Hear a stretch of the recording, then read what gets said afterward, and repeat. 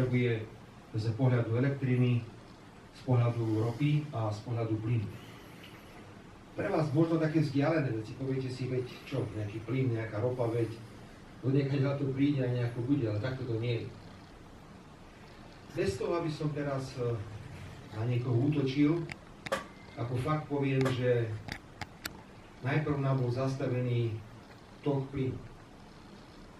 My sme mali a máme do konca roku 2027 právo podľa rozhodnutia Európskej únie využívať zdroje týchto surovín aj z Ruskej federácie. Teda do konca roku 2027 sme mohli brať ruský plyn, a ktorý sme dostávali na územie Slovenska cez plynovod, ktorý potom pokračoval aj cez územie Slovenska ďalej. Len pre vašu ilustráciu, plynovod má kapacitu 100 miliárd metrov kubických a my sme na tom neuveriteľne zarábali, pretože sme prevážali plyn cez Slovensko ďalej do Európy a časť z toho plynu sme si nechávali na vlastnú spotrebu.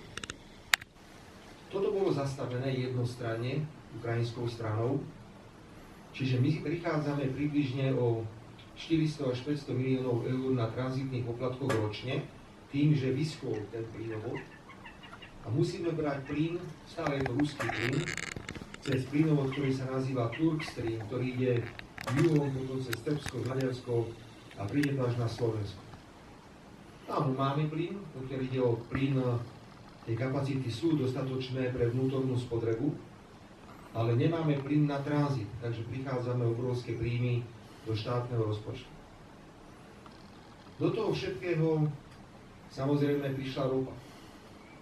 Je tu tvrdenie, ktoré nie je potvrdené. Máme satelitné snímky, keď chcete, kľudne vám ukážem, kde ste vám ich, aby ste videli, že s čím pracujeme, že tento ropovod Družba je na území Ukrajiny poškodený. My,